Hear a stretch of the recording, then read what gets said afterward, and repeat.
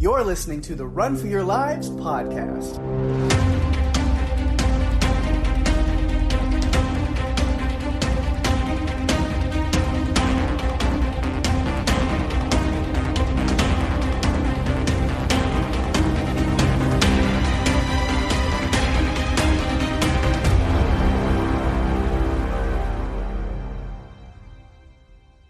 Hey everyone, welcome to the show. I'm Daphne. And I'm Pake. And this is the Run for Your Lives podcast. This episode is the New Zealand mockumentary horror comedy film, What We Do in the Shadows, written and directed by Jemaine, Clement, and Taika Waititi, released in the US on February 13th, 2014. So is that's what this movie was? I was really sure that I watched this movie. Like 2 hours went by, after all my notes and stuff, but then it ended and the credits ended, and then I don't remember a single thing about it. I wondered if you might have that problem. I was sure that I watched this, so I have nothing. It's a documentary, right? About guys yes. that do shadow puppets professionally. That's what shit. Not really. I was like, why are we covering this? That doesn't seem to fit. I guess I need to watch it. I don't have the first thought about it. I thought that I watched it, but I don't remember anything. So did I not tell you that you needed to stop it before you got to the end of the credits? No, I didn't hear that.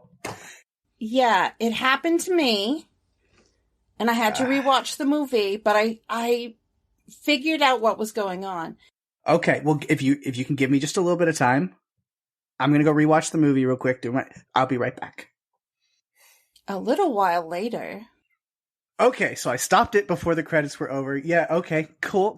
For now, I remember. I don't know what happened the first time, but okay, we're good. All right, you get it. Okay, so we can talk about this movie now. Good. For anyone out there, just make sure that you stop it before the end of the credits. Otherwise, you too could succumb to, well, all of your movie knowledge being removed at the end of your viewing session. Mm-hmm.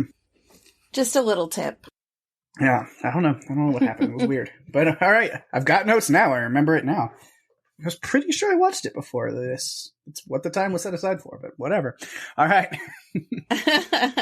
Should we talk about, before we get started, should we talk about what treasures Jemaine, Clement, and Taika Waititi are? Because they're just incredible.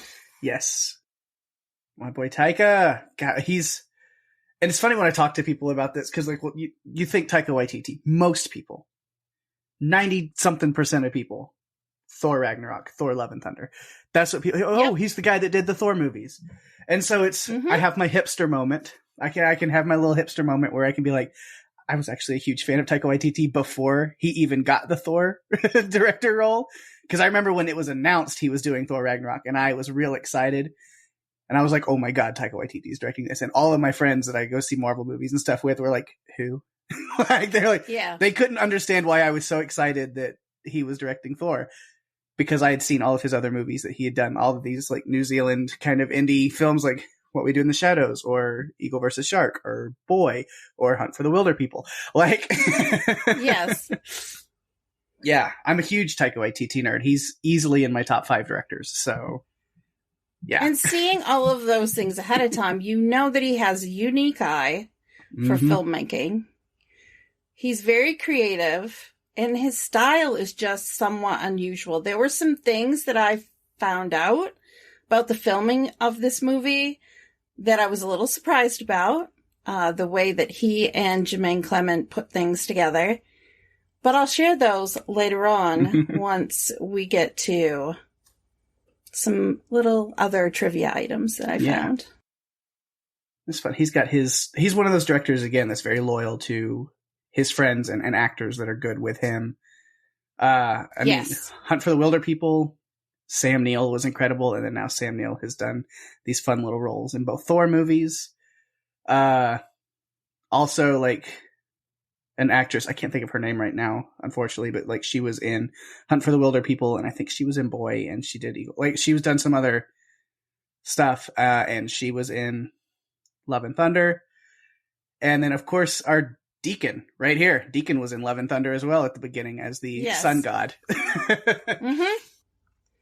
Oh, Deacon.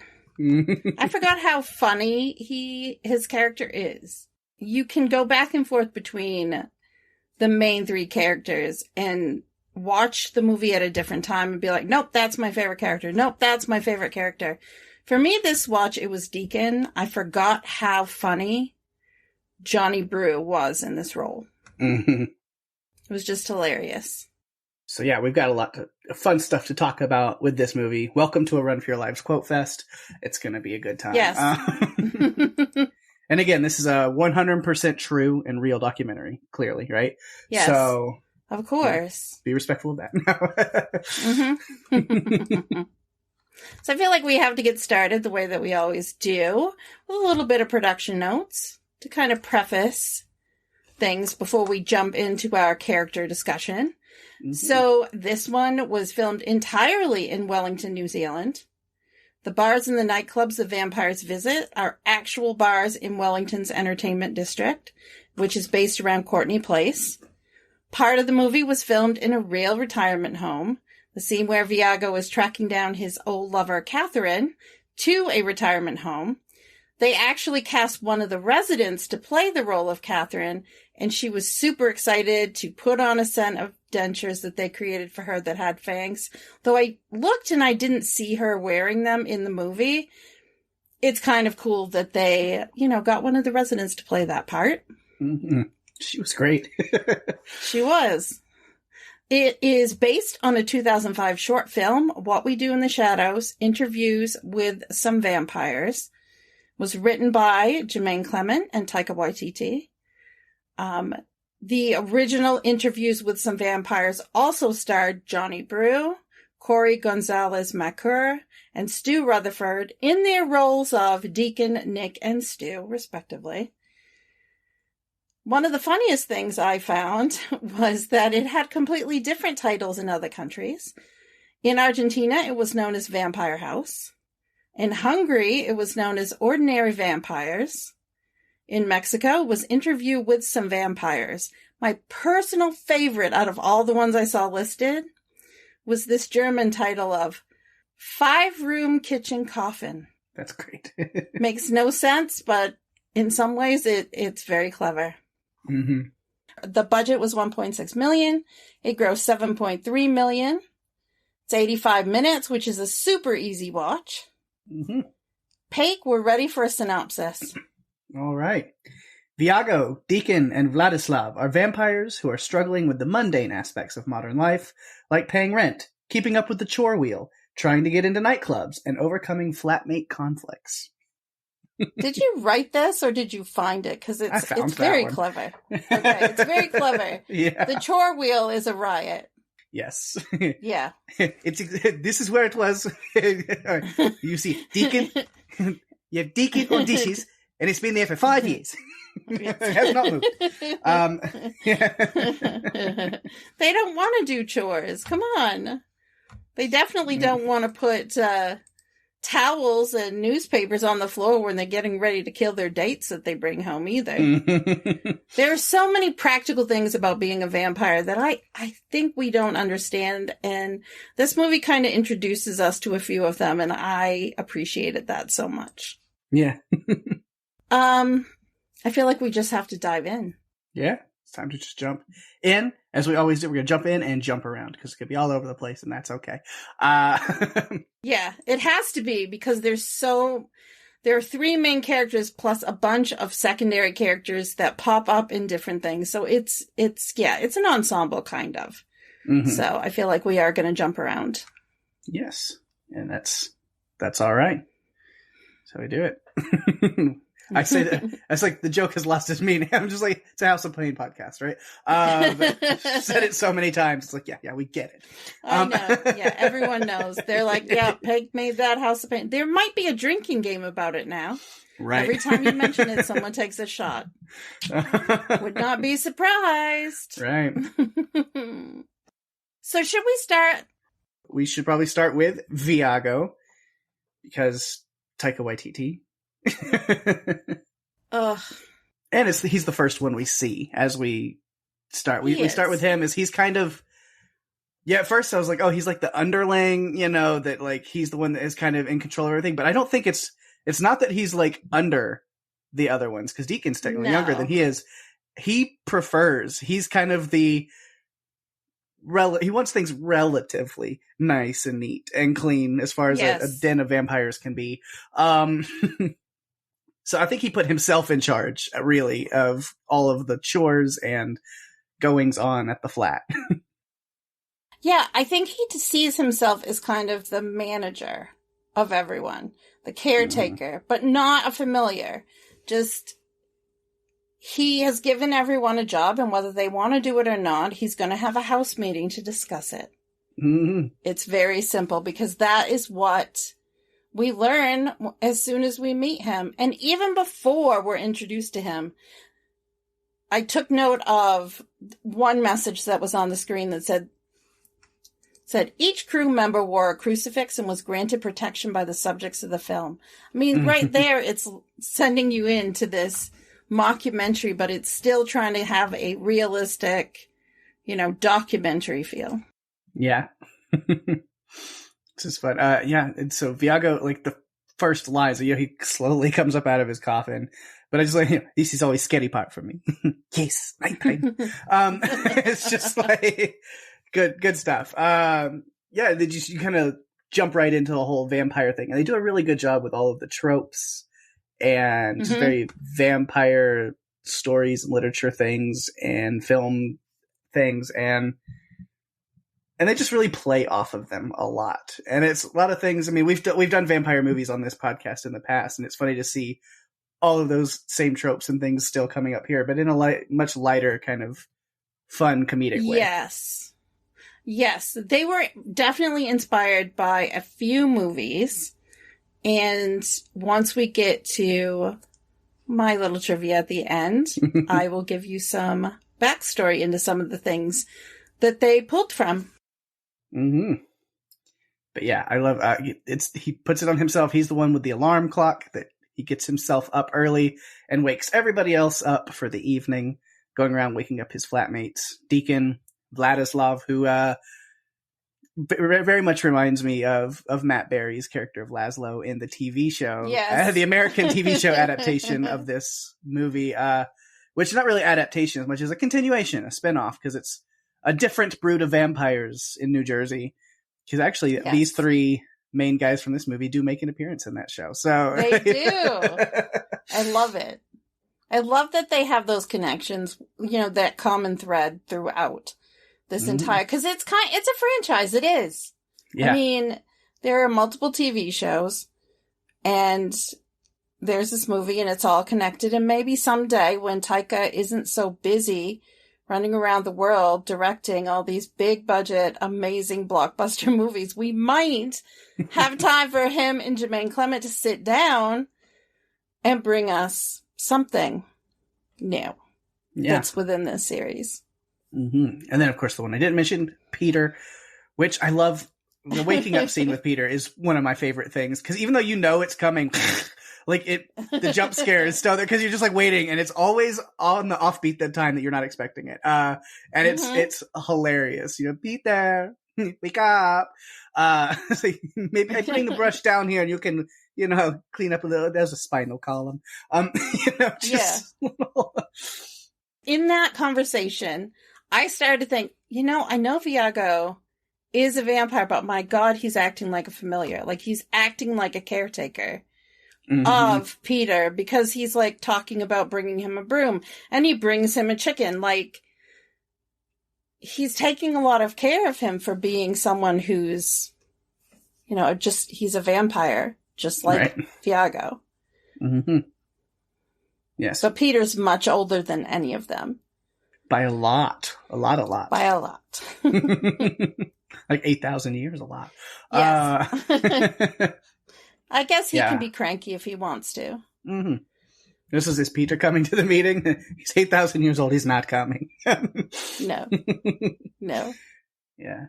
So we learn Viago moved to New Zealand originally after a woman, Catherine. We mentioned her a little bit. Long ago, like in the, I don't know how time. I'm trying to think like how old she would be. 1800s. I thought it was the 1800s, but she's still alive. Catherine. So yeah, she's still alive. So I don't know. So yeah, so it was, probably 60, 70 years before this. Yeah, and his journey ends up being much longer than expected, with some postage problems.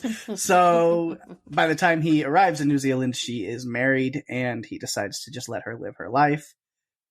He does have a silver necklace that burns into his skin to remind him of her. Yes, he does. And he wanted to kill her new husband, but then he saw how happy she was. He didn't want to take that away from her. So that was very sweet. He seems to have some, he just seems to have a conscience, more of a conscience. Although when it comes to feeding on people, he really needs, you'd think by now he would have worked it out. But yeah, no. He seems to keep making the same mistakes. Right. Yeah. I do like how he kind of puts things together. I mean, he even puts together their band practice times, as it looks like. Yes. He's very organized. Yeah. I like the line about the fact that they get all their clothes from their victims, and then you see the way they're dressed, and I'm like, they must pick some really eccentric victims. Well, I'm wondering about that, because he says, yeah, some of our clothes are from victims. You might bite someone, and then you think, ooh, those are some nice pants. I'm thinking, oh my God. Man. This is when they're getting ready to go out. They start talking about clothes and how hard it is when they're trying to, dress nicely and look nice, but you look in the mirror and you can't see your reflection. So they're not able to really see what they look like. So, Deacon draws pictures and they try to help each other as much as they can. Vlad goes for this. I go for a look which I call dead but delicious. We are the bait, but we are also the trap. Yeah. Again, I feel like this will be a quote fest because there's just so much in it that the dialogue just explains it all. Yeah. You gotta love a good vampire clothes, like, changing montage. You're like... I know. It's like, no, take this off, put this on. Yeah. But they finally go out and they want to blend in, but nope. There's no way that they blend in because they look like they stepped out of the time period that they were at the time they were turned into vampires. Mm-hmm. Especially Viago, there aren't words. Yeah. Well, he was an 18th century dandy, as was described to him when he was according to Vlad. So, and he does come across that way. I mean, really. Mm-hmm. He's so neat, and the others are just kind of like, throw something over there and it stays there. But, I mean, especially Deacon, who can't even wash the dishes, and then finally relents and starts doing it because Vladislav and Viago sit down with him and are just like, you're not pulling your own weight. And I'm thinking, those are conversations that roommates have with each other. Which is why sometimes I think it's better when you don't have a roommate because no one is telling you what to do and you can do your own thing. Yeah. It's much easier. In this respect, it's definitely interesting. They hit the town for some fun, find some victims, Yeah. And he does. Viago finds him a great victim, treats her very nicely, like it's a date. And at the end of the date... she's a gusher. No, Viago has a problem. So he bites right into the main artery. You hate it when that happens, right? It's always the worst. It happened twice in the movie. And I'm thinking, like I said, he may need to go back to some remedial vampire training of some kind about as far as draining the blood from victims, because he seems to be hitting the wrong places. Yeah. That's great. I love, then this kind of jumps around. That's okay. Like we do. With Stu there showing, all the technology and all that stuff. And I love Viago getting in touch with his old familiar, his manservant, who's had the mix up with the postal stuff. And it's, as soon as he starts talking about, you're like, I'm 80 years old and you haven't turned me. You promised you. Oh, I've got to go. Goodbye. Yeah. I think he even says, "You're too old. You're too old. I've got to go now." Yeah. And so we have like with Deacon and Jackie, and then now we see that kind of go on. I was like, man, you can't trust a vampire telling you they're going to turn you after you serve them. No. No, you can't. And good on Jackie for what happens later on. Mm-hmm.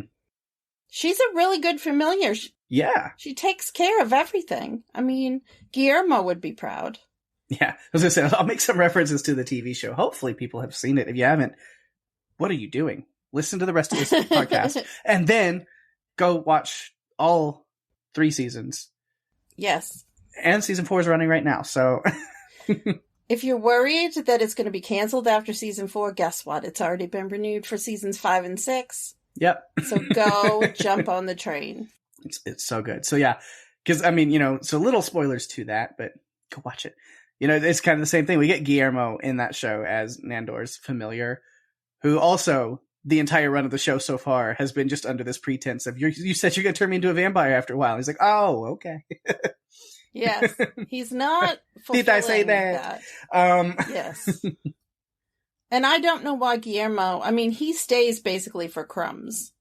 Mm-hmm. Again, just Nandor knows how to say the right things that get Guillermo to stay. And again, we could go on a tangent about the show and veer away from the movie, so I'm going to try to veer us back to this.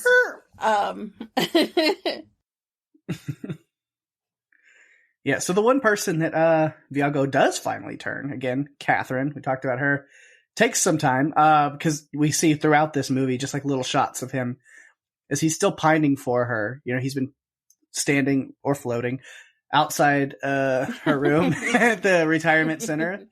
Oh my God. Just watching over her. And he just kind of cuts back throughout the whole movie of that.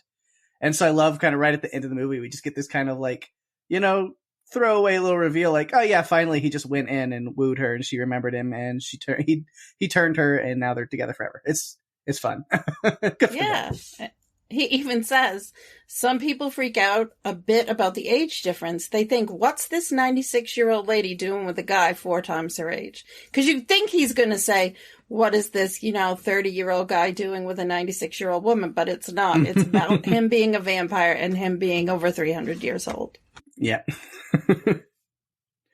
It's crazy. Oh, man. It's great. Now, R.I.P. Peter.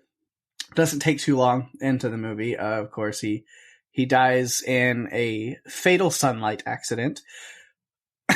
Yes. Caused by who, Pake?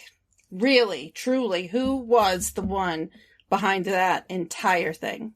Oh, it's definitely their new, and we'll talk more about that, of course. We'll get around. Yeah. We'll circle back around. But yes, their new vampire buddy, Nick, who just can't help but go around and tell everyone he sees that he's a vampire. He's just so stoked about it. Even the vampire hunter that he sees at the bar, he's going to tell. Yes. And then he gives him his email, and they stay in touch. So, of course, he's going to find out where they live and bust in. Now, Peter made sure to take care of that guy before he got too crispy, but yes, the deed, but yeah, it's done. Peter is up in flames and gone. And they have lots to deal with that. Of course, Deacon is pissed off at Nick, rightfully so.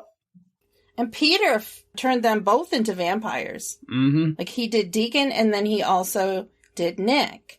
So to me, their relationship was very much like two brothers, like duking it out over for Daddy's attention. But then Daddy's gone, and it's over. Yeah, and I love how all of the break-in, the fire, the ruckus brings in some police officers, constables, O'Leary and Minogue, yes, which I freaking love them so much.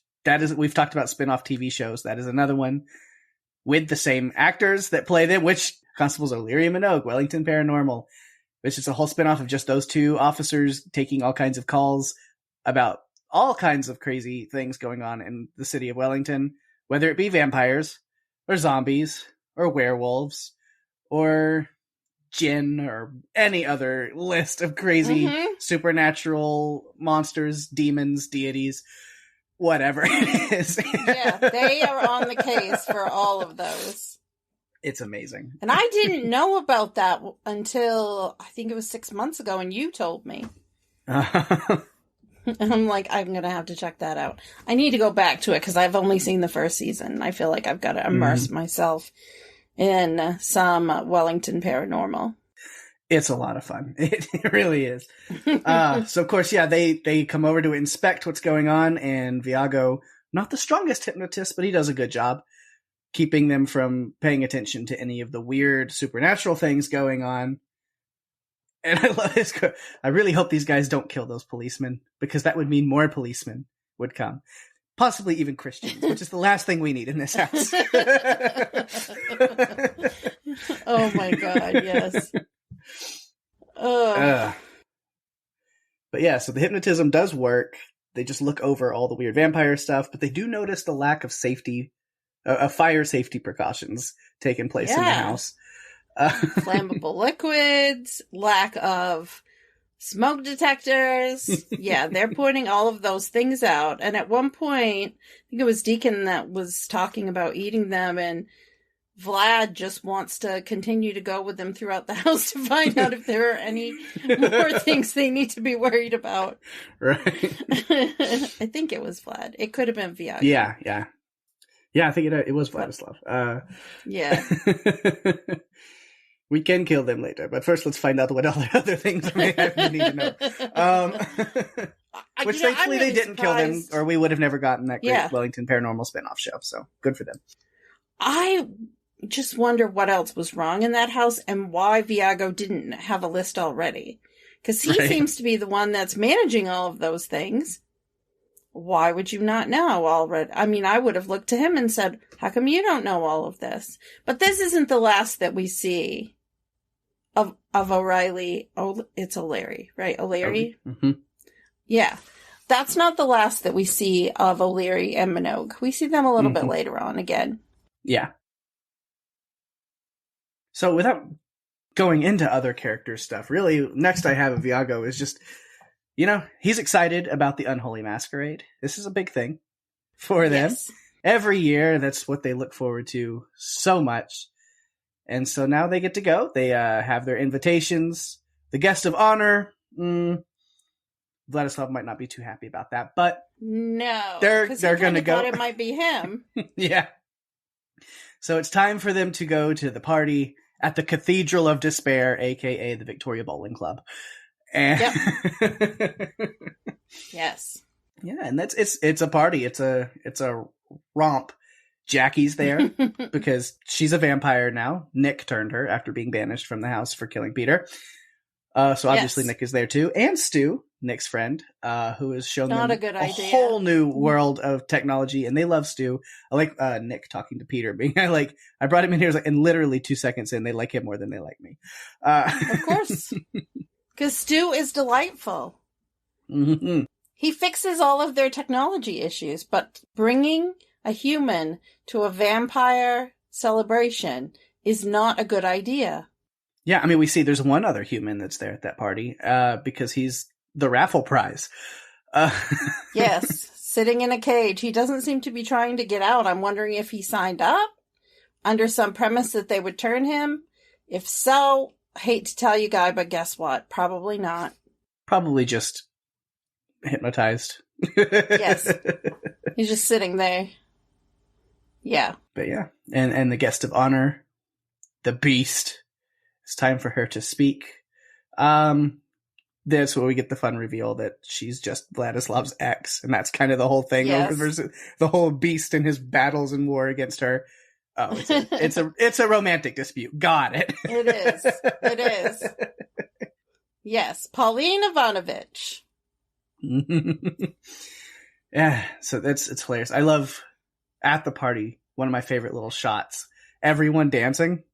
And then it pans over to the mirror, and you literally see just Stu and the zombie guy. Stu. Yes. Love it's it. a mirror. I mean, it's a trope. Come on, you can't see your reflection. I didn't think you could even take pictures of vampires, so some of that going on in this movie, I was kind of like, huh. I didn't think you could do that, but okay, I guess maybe in this one you can. But yeah, yeah, and then really the only other thing, I skip a lot because we haven't talked about the werewolves a whole lot, but they become friendly with the werewolves there at the end of the movie, so they have a nice little party there going on at the house, and Viago and Catherine are together. She's now a vampire. So good for them. We talked about that, so I did appreciate that. Me too. Little love story. Just a little one.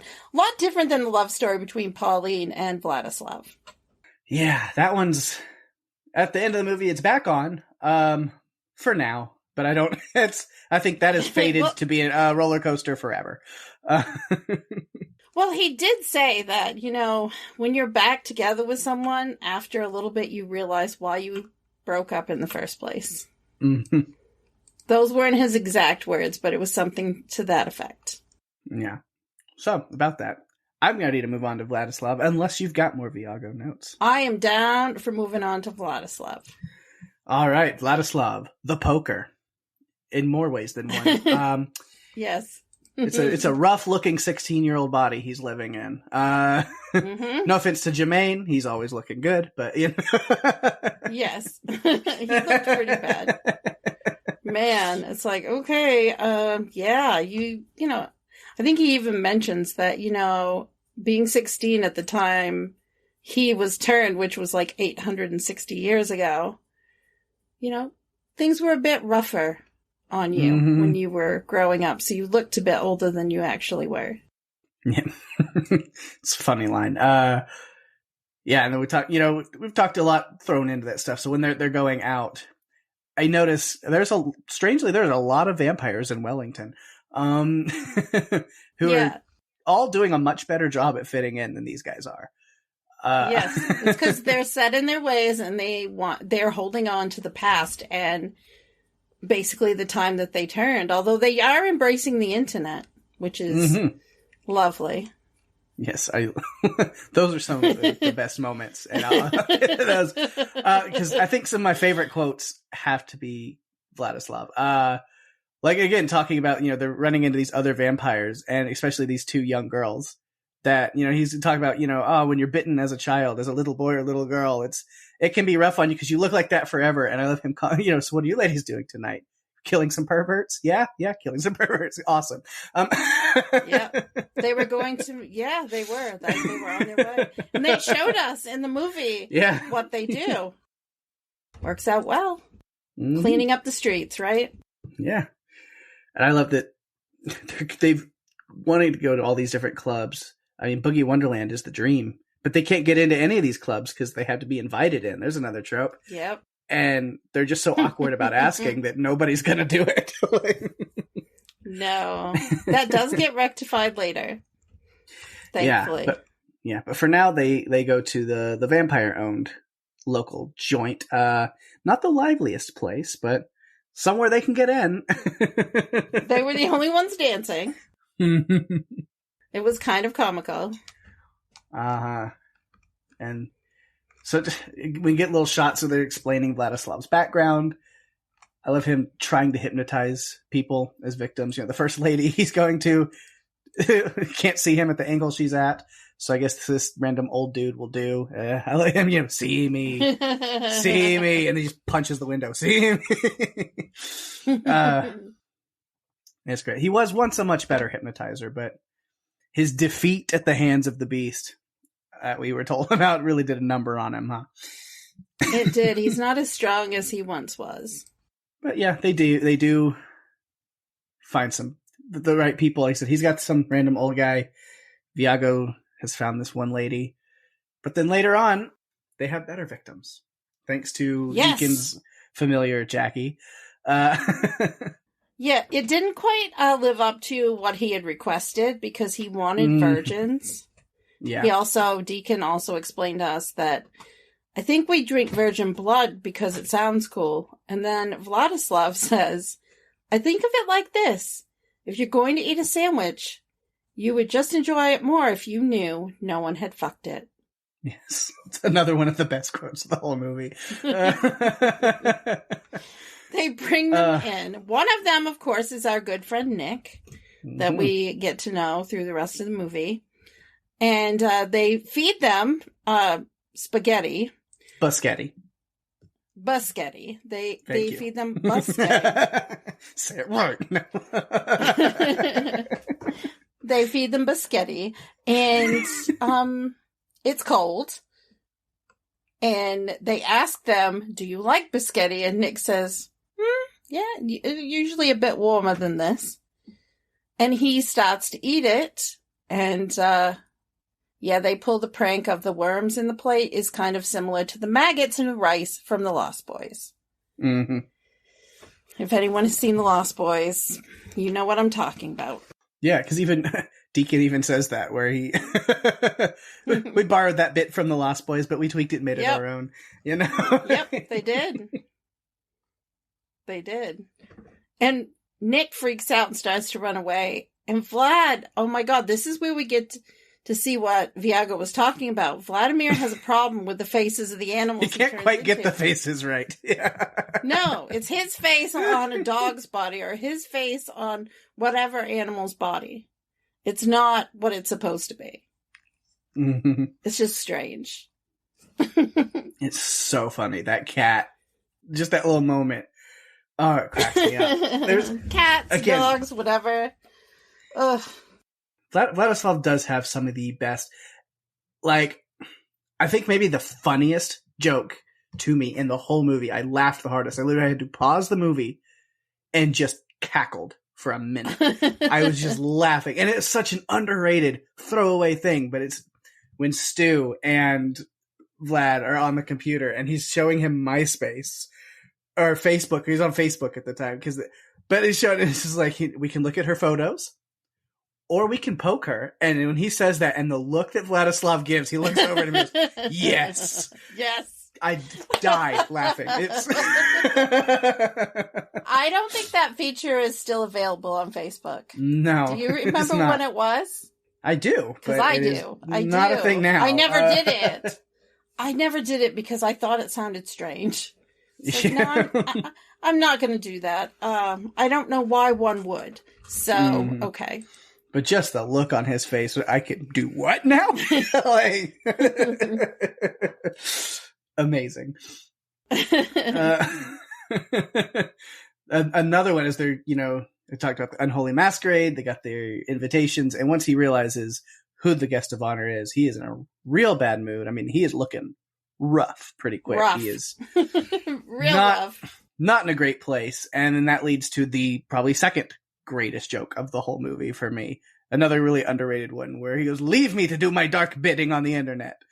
And Viago goes, "What are you bidding on?" He goes, "I am bidding on a table." He's on eBay. He's got to be on one of the auction sites, just doing what you do when you're trying to win an auction, refreshing the page and bidding higher and trying to win. Oh my gosh. Cracks me up. I don't know. It's something about Jemaine Clement's delivery on lines. I mean, he is a comedic genius. The dude's incredible. I know you've seen Flight of the Conchords, but that isn't. I mean, him. Him and Brett McKenzie. Brett McKenzie, yeah. Yeah, together are comedy gold. They're just, it's amazing. Some of the songs they wrote for that show kill me. Yeah. I can still rock off Hip Hopopotamus. It's great. Rhinoceros. They call me the Hip Hopopotamus. My lyrics are bottomless. Yeah, that's it. That's it. They call me the Hip Hopopotamus. Flows they glow like phosphorus. Popping off the top of this esophagus. Rocking this metropolis. Well, I am not a large water-dwelling mammal. Where did you get that preposterous hypothesis? Did Steve tell you that, perchance? Steve. Oh, now I'm going to have to revisit that show. Unfortunately, it does not fit the Run for Your Lives theme, but it's still the same. It's quite wonderful. Yes.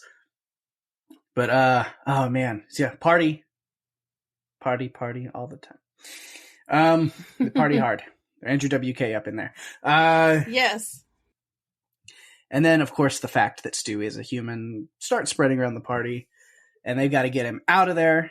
Vladislav has stayed away from the party, but he steps in at the last second, at the greatest moment, because the Beast, or Pauline, makes the announcement about Stu, and, he is able to prove he's not a vampire hunter, but probably a virgin, so I think they want him more now. Yeah, the witch kind of pointed that out. Mm-hmm. She's like, I can smell a virgin from 1,000 paces. And Deacon says, go on then, go 1,000 paces away and smell yourselves. Like, he's just too much. So it's looking bad for Stu, but then Vladislav the Poker has arrived. and him and Pauline's new guy get into a fight. And doesn't go so well for him. We leave Vlad there at the end of the fight, having his energy drained from him. I guess, is that technically an energy vampire? We got our own Colin Robinson. I'm wondering about that. I think so. But Stu saves the day. Yeah. Yes. Stu saves the day by impaling the new boyfriend. Mm-hmm. And he just kind of hangs there, and it's over, and they are able to get away. Yeah, they leave. We can't have anything happen to Stu. I mean, Nick brought him to the house as just this, a friend of his, and they easily decided, well, we're not going to hurt him, because he's too cool. We like him. Mm-hmm. He fixes all of our technology, and he's cool to have around. Yeah, I mean, Deacon even knits him a scarf. Aw, yes. So they run away as quickly as possible. Mm-hmm. Oh, is that all you had? I thought you had more on that. Nope, they run away. Yeah. The GTFO. Yes, that's all the notes I have about Vladislav the Poker. Yeah. Torturer.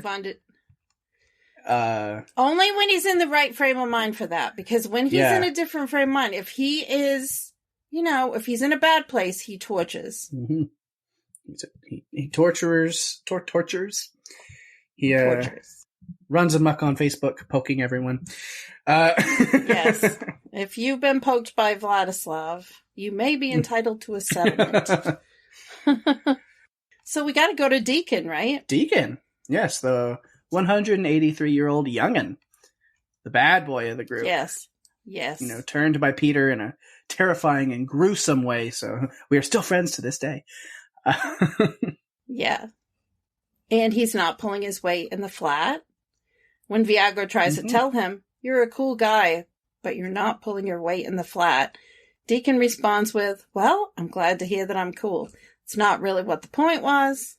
That's not the point of this meeting. Yeah, I didn't call it flat meeting to talk about how cool you are. You are. And then, we go to the chore chart and the dishes that are piled up for 5 years, and Deacon actually ends up watching them. But there's one point where he and Viago jump into the air and start hissing at each other, and hissy fits. That's what I wrote down. Hissy fits. Because that's what it was like. Yeah. And since Daphne loves Deacon so much, we'll go ahead and talk about the fact that he's a Nazi. No, we'll just roll with that, right? No. I'm sure the past, 100 and something years he's changed his ways. He's learned a better thing. We'll go with that. I hope so. He hasn't quite figured out how to make biscotti. They just dump cans, but he knows how to make biscotti look like worms and penises look like snakes. So he's got that going for him. Yeah, he definitely is doing well with the whole hypnotizing piece of it. He's very honest when he says, when you become a vampire, you become very sexy. And he's just in this pose. It's like, okay, are you trying to be Jeff Goldblum in Jurassic Park? Because I guess you're trying. It does kind of have that look. I never really thought about that. But yeah. Yeah, and then we talked about Peter, which then leads Deacon and Nick into having quite the fight. I love the hallway scene with them fighting and going up the walls, and then they're on the ceiling. Because I've seen a lot of movies use this same rig, so I know exactly how they film that and exactly how that's done. It's really cool. It's like basically like a cargo trailer, like one of those just like square like cargo, like, you know, so it's the square room because you see like that hallway is just like perfect square. And so because Inception did it with the like hallway scene, I've seen other movies do it. So it's it's kind of like a big like cargo shipping container. Is it thing rotating? that they and it rotates. It's on a rig that rotates, and they have it choreographed in time to where they know, all right, we're rotating it to this way, but then the camera is positioned on one end, stationary. So when the whole thing rotates, the camera stays on one side of it. It's like it's connected to one side. So like it's always on the floor, like, you know, floor level. Okay. So it looks like they're going around, but it's really, they're kind of just staying on the bottom as it rotates, and then the camera rotates with it. So it's okay, that makes sense. But yeah, so Deacon, Deacon's good at a lot of things. Great at hypnotism, great at being sexy, sure, great at, you know, flying around, great as a bat unless he's hitting electric wires. And then he's not great at it. Yeah. But the one thing he's definitely not good at all is pep talks. Oh man, I know where you're going with this. Yeah.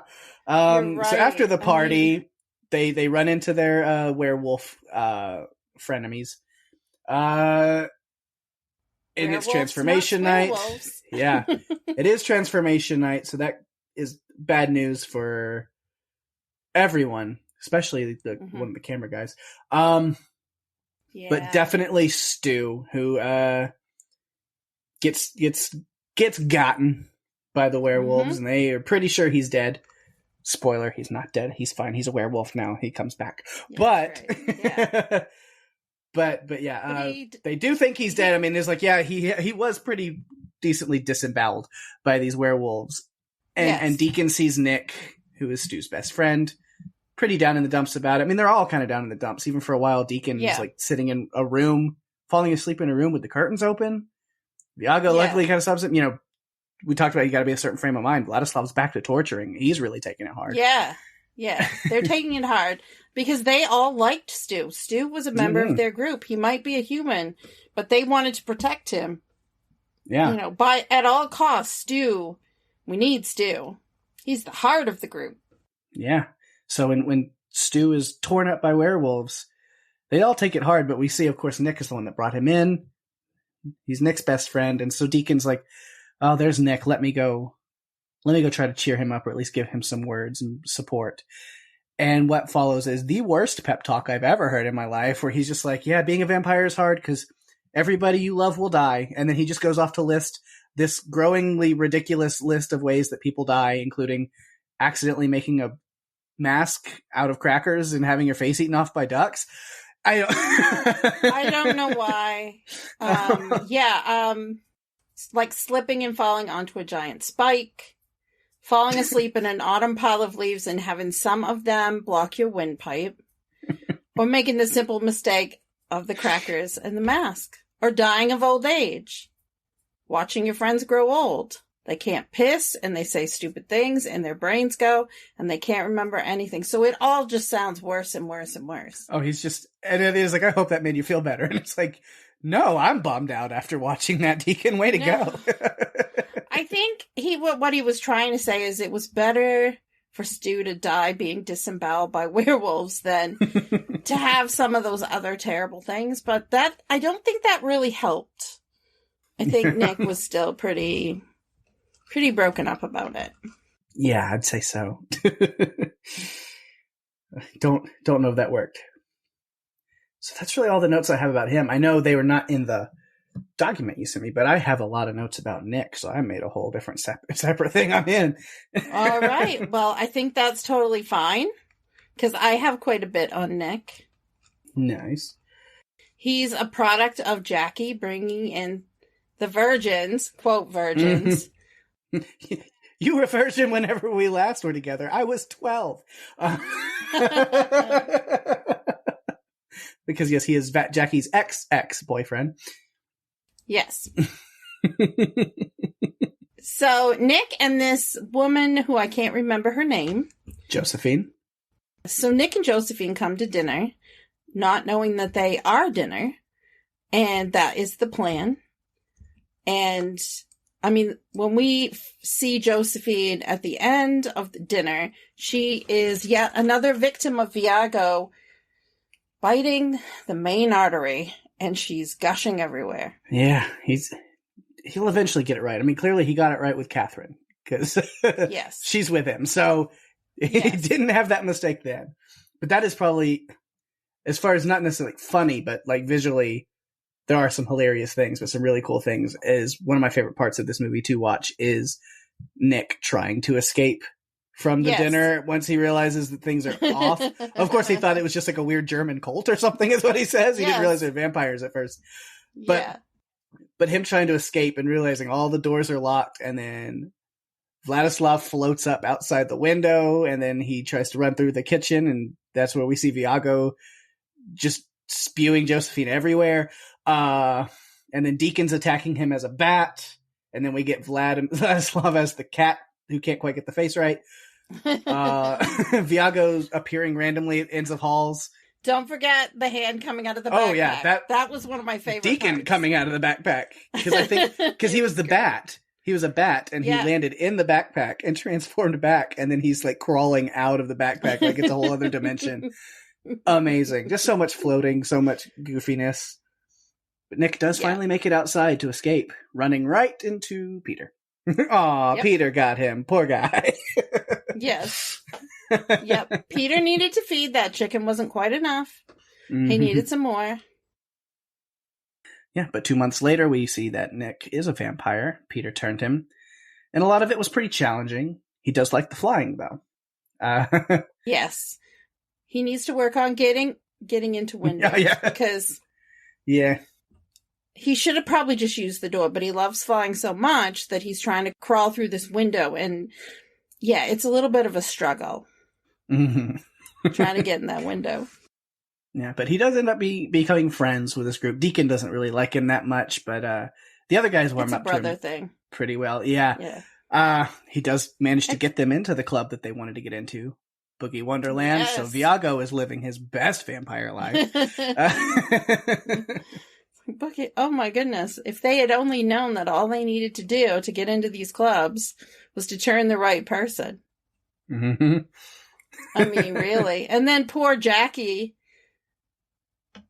Deacon blames her and says, well, we had to, Nick was turned, so you're probably going to be at least 3 to 4 to 10 years before I can turn you. Which I don't know what the hell that was about. Yeah. It's whatever excuse he can come up with. And then that's when we meet Stu. He's a pretty chill guy. Took the news about Nick being a vampire pretty well. There's an agreement in the house, of course. Nobody eats Stu. And they really like him. He helps around the house, teaches them all kinds of technology stuff, fixes that. Like I said, Deacon knit him a scarf.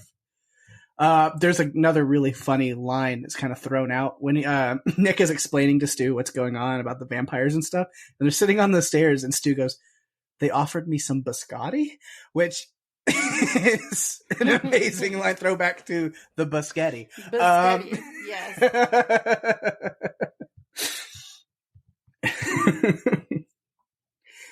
It's great. And then I love Nick talking to Peter. He's down there explaining to him, asking him, please don't turn Stu, because he's a vegetarian, and the last thing he'd want to do is have to kill a living thing. I know. Oh my goodness. Stu also had that funny line when they were looking again at pictures on the internet, and he's like, if we push images, we can see pictures of virgins. Vladislav Viago, Deacon all say, oh yes. And Vlad says, I don't think she's a virgin if she's doing that. Love it. So she must have been doing something. So great. Of course, I talked about Nick not being able to stop himself from telling literally anyone and everyone that he's a vampire. Deacon's really mad about that, and so they have a little bat fight. Bat fight! Yes. And then just as quickly as he was excited, he's pretty over the whole vampire thing. I mean, come on, no chips. My favorite food. Well, I mean, if you want to puke blood for half an hour, maybe you could do that. I don't think so. Yeah, right there is why I'm like, yep, I don't ever want to be a vampire. That's the one reason. Pake, you are too much of a foodie. Yeah. There's no way that you would be able to survive. If I was in this documentary, I would. I'd be like Nick. I'd be sitting there like, you mean to tell me I can't have any more pizza or burgers or curry or sushi or tacos? Yeah. Yeah, no, that doesn't sound good. I just don't want to do this anymore. But yeah, Nick is banished from the flat for his crimes against vampirism and must undergo the procession of shame, however extreme it may be. It was a real shame. Man. Yep. Yep. Game of Thrones would not be proud of the shame procession, I can tell you that. Not at all. And even before that, though, when after they leave the club and they go in and Nick's telling that store clerk, that he's a vampire. Mm-hmm. And the guy really doesn't believe him, but then he's like, well, show me. And he shows him and actually turns. The guy's just like shocked that it seemed real. Like, yeah. Man, yeah. Nick is great. But not great for the other vampires at first, but I like him as a character. Yeah. And we talked a little bit about Jackie, the Deacon's familiar, played by Jackie Van Beek, who we happen to know somebody who's related to her. So you do. Is it the amazing Anwin? It is. I think Jackie is her cousin. Pretty sure. Oh my goodness. Well, Jackie at that point, after she finds out that Nick's been turned, is pissed. Pretty much talking about. I mean, it's sexist. She just keeps saying, he got turned because he has a dick. Mm-hmm. Yeah. We see this whole deal that she's made with Deacon, and he just keeps pushing it off. Like I said, it's Nandor and Guillermo from the show, except without all the romantic tension. Yes. Yes. They are killing me with that story because it keeps going back and forth. Like, is it or isn't it? I'm not really sure. It's there. And then it's like, oh, but is it? Yeah. I just keep questioning it. Right. So what's really going on? Are you going to ever tell? I mean, is it ever going to come out? Because I want it to. Mm-hmm. And of course, when Deacon goes to visit Jackie, we realize she has a full-on family, husband and kids, and everything, which is then funny when Nick turns her after being banished. She kind of changes her roles. Then the whole dynamic changes because now her husband is her familiar. And so it's funny. It's like, I love you, but I'm your master. Yep. It's amazing. Finally, she gets to break out of that always doing everything for Deacon world and have her own world. Yeah. I love that too. That's so good. Of course, I'm just kind of into other characters and stuff now. Just wrapping up notes as we just run through fun stuff to talk about. Because we've mentioned them, but haven't gone in too deep on the werewolves, man. Rhys Darby, okay? That's all I'm going to say. Yes. As Anton. He's so incredible in this. What are we? We're werewolves, not swearwolves. I feel like Anton has the role with the werewolves that Viago has with the vampires. Because he's trying to take care of everyone. Because when they're first meeting up with them, he's trying to keep things civil. But then when they come upon when Viago and the others come upon the werewolves, they're chaining themselves to trees. I mean, Anton's talking to one guy about, oh, you just bought that jacket, you better take it off. Because he doesn't want them to ruin things. Like, he's so practical about stuff. He's the alpha male. He's the leader of this pack. He is. Like, that tree is not not big enough. You need to tie yourself to another tree. Mm-hmm. And it just killed me. Yeah, they're great. I like that first conversation. They're throwing insults back and forth at each other, and just trying to get their hackles up. Which is another great, and trying to just like pick at them. One of them, when Deacon throws the non-existent stick, and one of them goes to actually chase it. Oh, it kills me. No, there's not a real stick. I love when Vlad says, "We don't want any trouble," and Deacon's like, "I do." Mm-hmm. Oh, he's the one that starts it when they're walking by. Yeah. Because I like Vlad's like being like, "We're gonna be walking past some werewolves. Some shit might go down," and they're trying to get, and then it's Deacon that starts it with like, "Oh, don't want to get any fleas from you guys," and he's like, "What'd you say?" And then there it goes. Yep. It's on. It's totally on.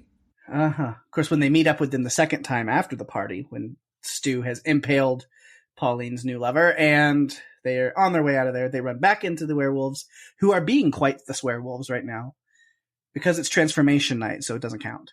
They're stressed right now. Yeah, so we talked about Stu being disemboweled and ripped apart, but then we find out he is alive. O'Leary and Minogue were back. They found him after having suffered a vicious dog attack. But he awakes on the gurney and runs off. Maybe he's got rabies. But he is transformed into a werewolf. And they mentioned that the attacks have been happening more frequently, like every month.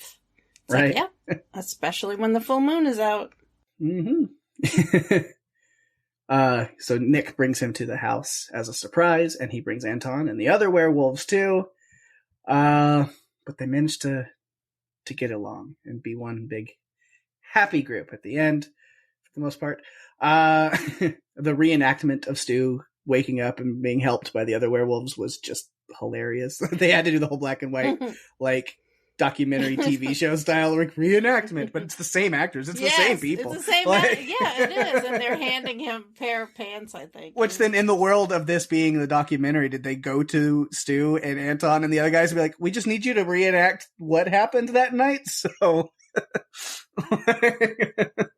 nuts. And the werewolves, to me, honestly, look more like Bigfoots than werewolves. Like, I don't know why, but I just looked at that and thought, man, it looks like Bigfoot, not a werewolf. But okay, I don't care because it's amazing.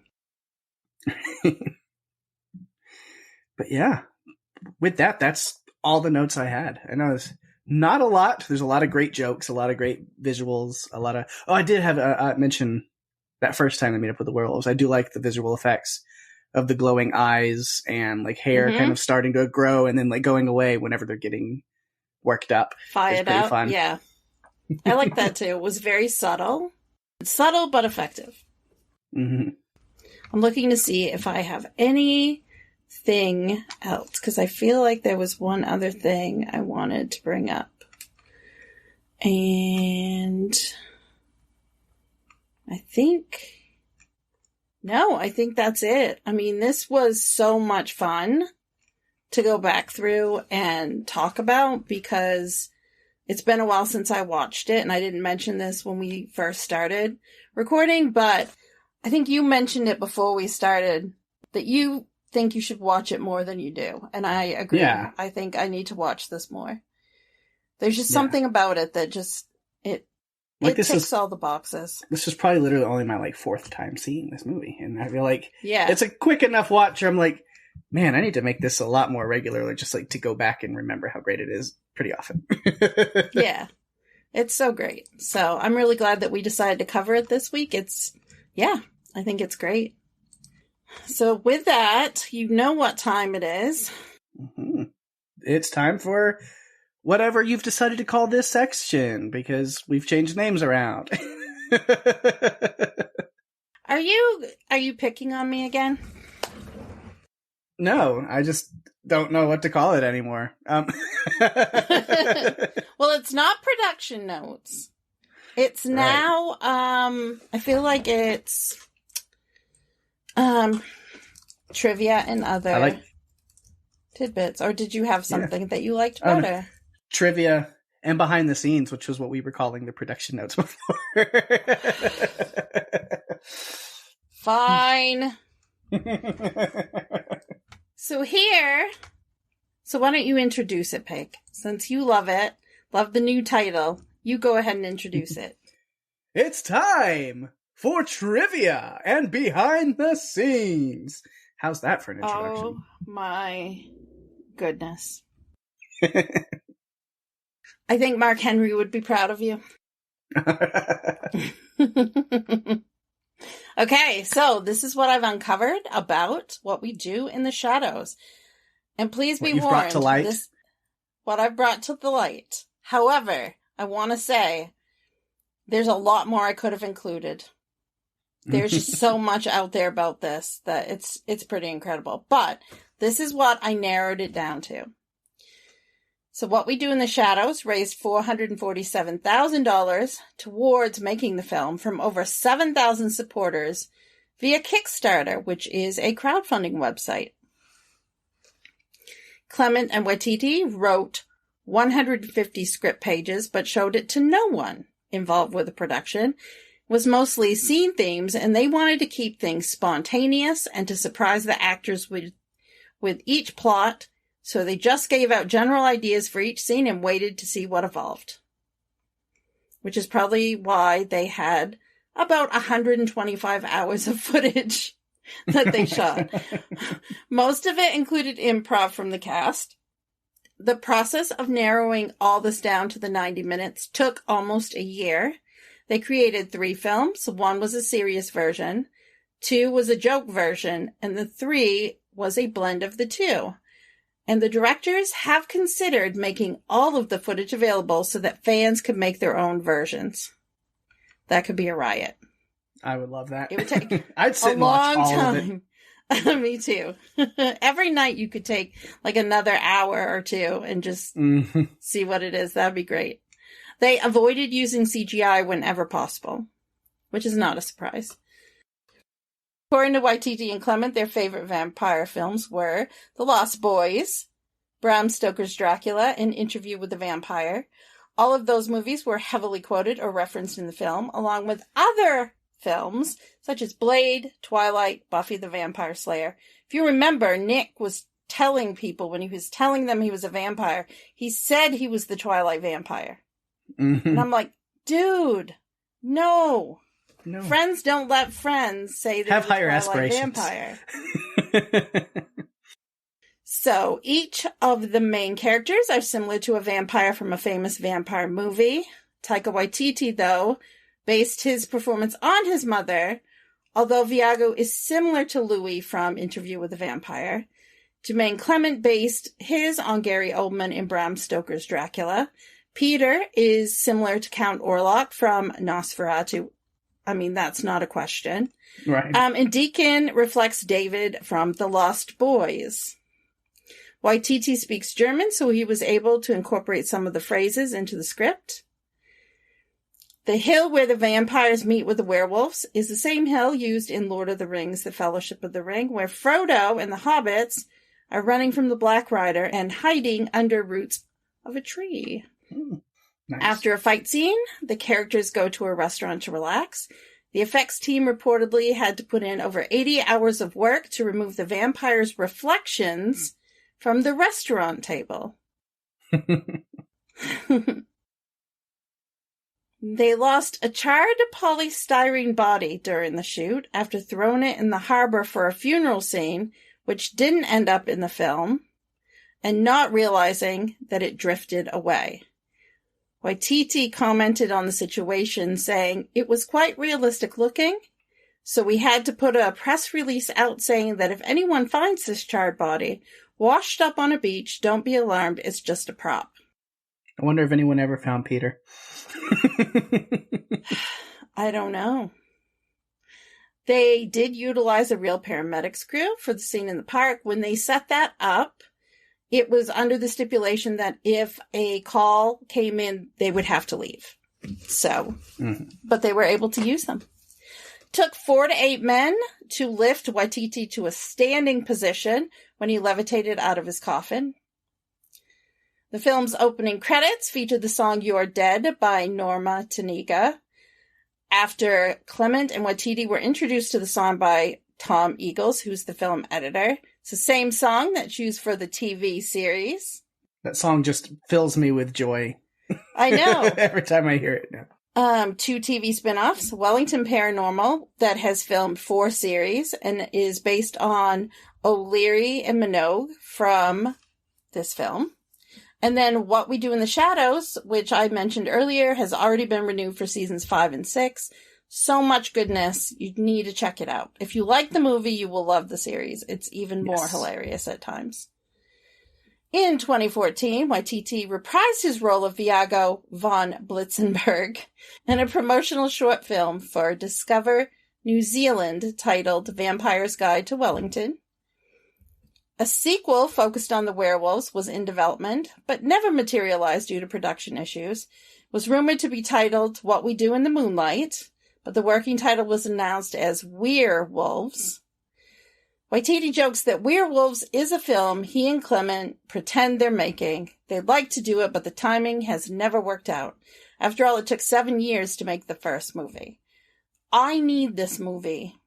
Yeah. But only if Rhys Darby is Anton and we're continuing down and Stu's involved, because I need that.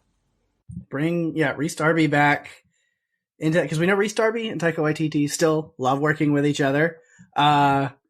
There's a little quick shout out to Our Flag Means Death on HBO, which stars Rhys Darby and Taika Waititi as pirates, and it's incredible. I mean, Taika Waititi playing Blackbeard is something special. Yeah. So much fun. I have seen all of season 1. Are there 2? There's only 1 season, right? It's only the one right now. Yeah. So I saw all of season 1. And it has been renewed for season 2, right? Yes, it has. Yes.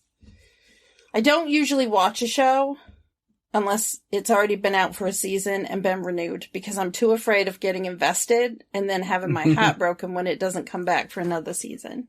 Yeah, unless it's on Netflix and then they do that to you after the 3rd season. Yes. That is a tangent that we could go down. But let's not, because this has been a really fun episode. Right. It has. We don't want to go down that. Oh my goodness. Oh. All right. I think I know what that means. So I might have to go pick that phone up and see what people have said. Yeah. Better grab it. All right, we have a little bit of feedback this week, and hopefully a little bit more coming down the road. Who knows? We'll see. Because I love this movie so much, and I'd like for more people to have thoughts. So maybe after people have listened to this episode, go back, rewatch it, still give us your thoughts. I would love for Anwen to let us know what she thinks about it, because she's from New Zealand. Yes, and is related to one of the main people in this movie. So yes, we need her feedback. Anwen, if you're listening, Anwen, please do it. But we did hear, of course, who does come through for us pretty much all the time. We can always guarantee it and expect it. Tony over on Twitter, of course, did have this to say about it. Says, loved it. Loved the TV series too. It is just brilliantly funny. I'm sure you will cover every little bit, and I can't wait. Also, I haven't seen the movie version in a while, so this is a great opportunity to turn it on. Yeah. Anything is a great opportunity to turn this movie on. I think we mentioned in this episode, we both were like, why do we not watch this movie more? Right. Like, why is it not on a general, regular rotation? I agreed. I feel like it should be. Yes. But Tony also agrees with Pake on a debate that we had. Yeah. About pizza and pineapple on pizza. Yeah, which a debate I've had on both of my podcasts. Yeah. Hey, I wasn't as I get on my pizza box. Yes, you do. When it comes to that. Hey, over on Strange Indeed, it got as bad as much to where I likened people to food racists. So at least I'm not going that far. My goodness. Oh my goodness. But yeah, Tony said that pineapple definitely goes on pizza, and that's why Tony is my favorite. And of course, because she has the right opinions and the best thoughts on things. So she's great. Okay. Yeah. And then we talked about it. We said, because even I think you can be on the correct side of this. I think that there's a loophole for you because you said it's because you don't like pineapple just in general. Then I think the answer is pineapple doesn't go on your pizza because you don't like pineapple in any form. But in a blanket statement of pineapple does go on pizza in general for people who like pineapple. Yes, if they like it, they can have it on their pizza. I do not like pineapple. I mean, I don't like anchovies, and I know some people like it on their pizza. Mm-hmm. I don't. So I wouldn't want it on my pizza. But I also love like onion and green pepper, and I know some people hate onions or they hate mushrooms, and I love mushrooms on pizza. Mm-hmm. So it is a valid topping, just like any of those other things. Potentially. So close. Just team up with me. No. Just no. I have teamed up with you for the last 2 years on this podcast. Oh, yes. Let's have me like a fifth pineapple on pizza tangent debate on a podcast this year. Let's do it. No, okay. Maybe we can finally put that to bed. We'll see. We'll see. I feel like you should want to put it in the oven with the pizza. Yeah, putting pineapple pizza in bed with you is really messy. Yeah, I would think so. Oven's better. All right. Anyway, back on feedback. We do have some live Steving, hopefully. I don't know, because last week was more of just I didn't watch the movie, but I love you. And that's okay, Steve. We love you too. Yeah. So now he's keeping us on our toes where what is it going to be from Steve? Is it feedback? Is it live Steving? Is it just a positive message? We don't know. So let's find out what Steve Brown left for us. Hey, Pake and Daphne, this is Steve, and this is for What We Do in the Shadows. No live Steve this week. It's another one of those busy weeks where I just ran out of time. But I remember loving this movie the first time I watched it. I think it was recommended from the Zhead group. It's just hilarious, and with the werewolves and everything is just awesome. I think that's my favorite scene with the werewolves, and I've got to go back and rewatch it and maybe send something more specific. But the TV show is excellent as well. Just each week gets nuttier and nuttier and is just amazing. All the actors are great. This season is especially funny. I don't want to spoil anything for anyone about a returning character, but man, it's just hilarious. And I love Guillermo. He's the best. All right. Talk to you later. All right.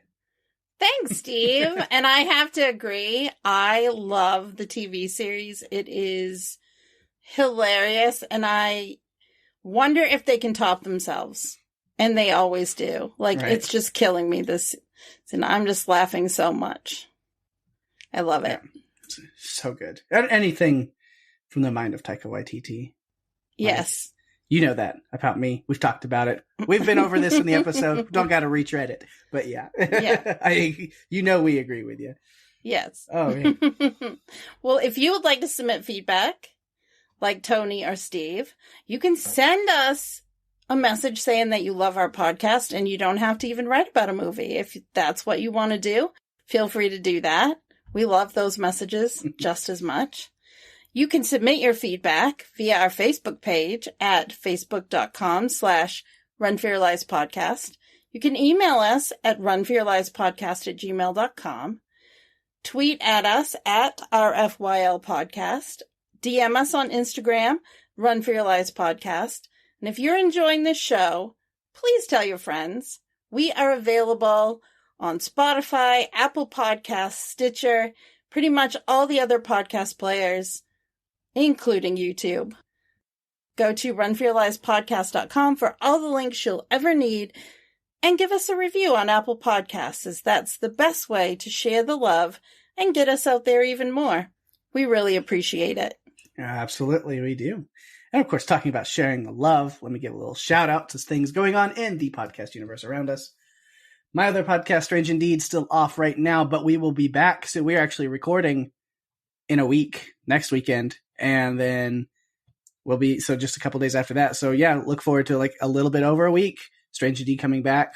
Me, Jason, and Rima will be covering season 3, the final season of Lock and Key over on Netflix. And I'm excited to jump into that and see what they got. A little worried. Hopefully they stick the landing. Netflix is a little not great sometimes when it comes to cancellation of shows in final seasons, but I'm hoping for the best. I've read all the comics twice, so I've been through Lock and Key is a story that's very dear to my heart. I know it very well, and I love it, and I love the adaptation that Netflix has been doing, so I'm hoping that this final season is going to be a lot of fun. Then over on House Podcastica, the Better Saul Call cast. Yes, Better Saul Call. Better Call Saul cast. Rima, Jason, and David, we breaking that down. The episode title, I don't even know if I want to give that away. If you know, you know. Let's just go with that. I know, because I've seen it.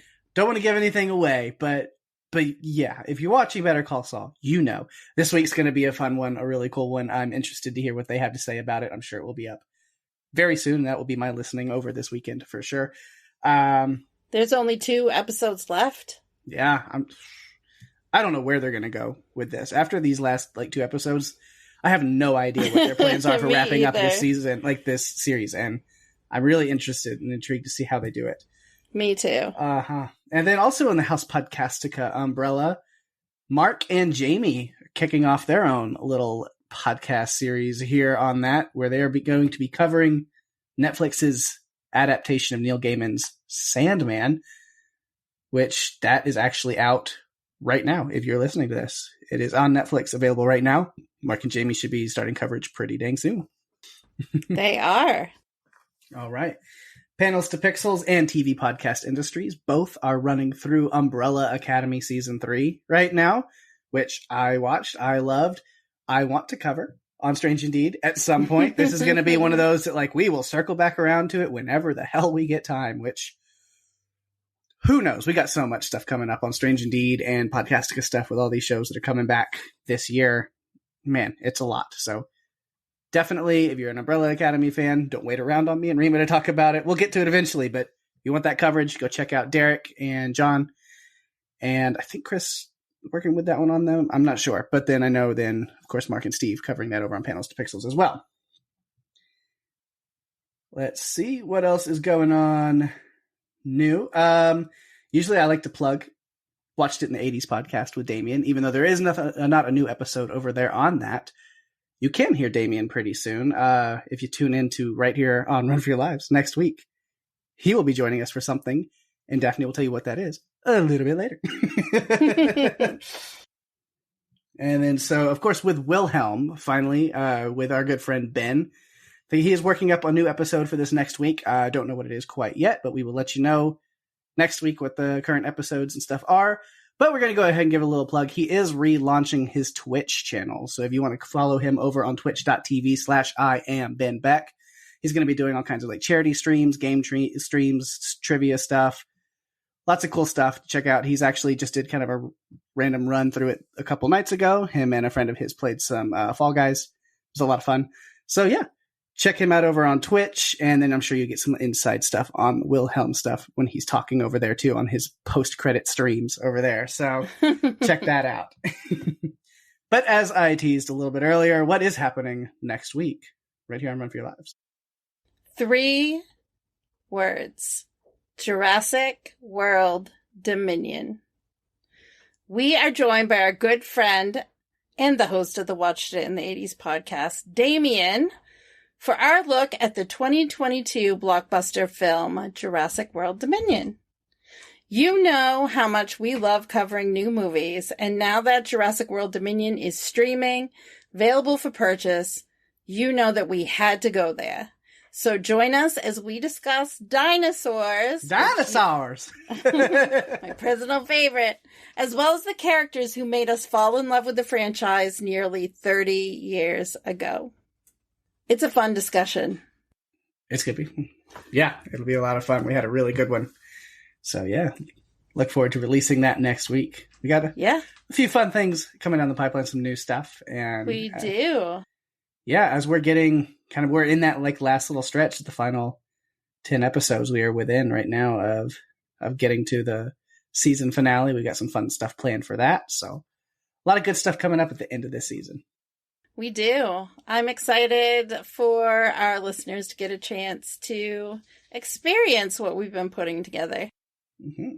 And with that, we have reached the end of another fun episode. Love this movie. It was so much fun to talk about it.